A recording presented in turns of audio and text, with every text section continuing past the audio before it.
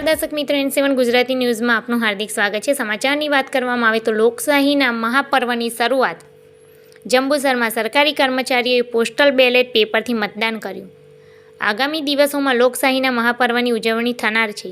વહીવટી તંત્ર પણ સજ્જ થઈ ગયો છે। ચૂંટણી કામગીરીમાં જોડાયેલા સરકારી કર્મચારીઓ માટે મતદાન કરવા બેલેટ પેપરનો ઉપયોગ કરાયો છે, જેમાં PWD, female polling officer, presiding officer, PO1, local police, આવશ્યક સેવા, હોમગાર્ડ જવાનો અને લોકસભા મત વિસ્તારના પોલીસ સહિત માટે જંબુસર પ્રાંત કચેરી ખાતે બેલેટ પેપરથી મતદાન પ્રક્રિયા હાથ ધરાઈ હતી, જેમાં 1448 જેટલા મતદાતાઓ મતદાન કરશે।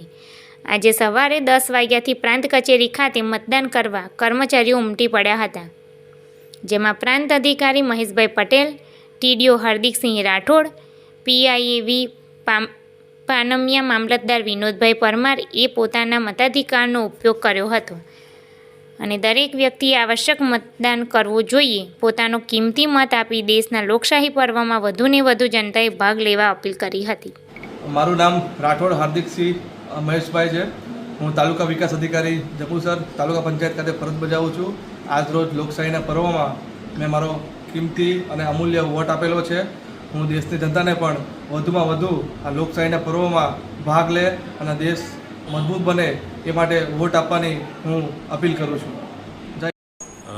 આગામી પર્વ લોકશાહીના અનુસંધાને આજરોજ તારીખ 2/5/2024ના રોજ ફેસિલિટી સેન્ટર જંબુસર ખાતે મતદાન પ્રક્રિયામાં રોકાયેલ હોમગાર્ડ તથા પોલીસ જવાનો માટે બેલેટ પેપરથી મતદાનની પ્રક્રિયા આરંભવામાં આવેલી છે।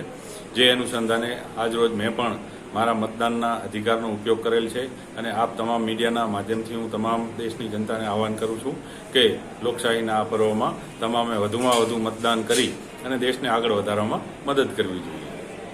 હું મહેશભાઈ ભીખાભાઈ પટેલ, પ્રાંત અધિકારી જંબુસર, તારીખ 7/5/2024ના રોજ યોજાનાર ત્રીજા તબક્કાની લોકસભા સામાન્ય ચૂંટણી 2024ના કામે આજરોજ મારો કિંમતી મત પોસ્ટલ બેલેટથી આપી લોકશાહીની પર્વની ઉજવણી કરી હું સર્વે મતદાર ભાઈઓને લોકશાહી પર્વની મત આપી ઉજવણી કરવા તેમજ મત આપવા અપીલ કરું છું। જય હિન્દ।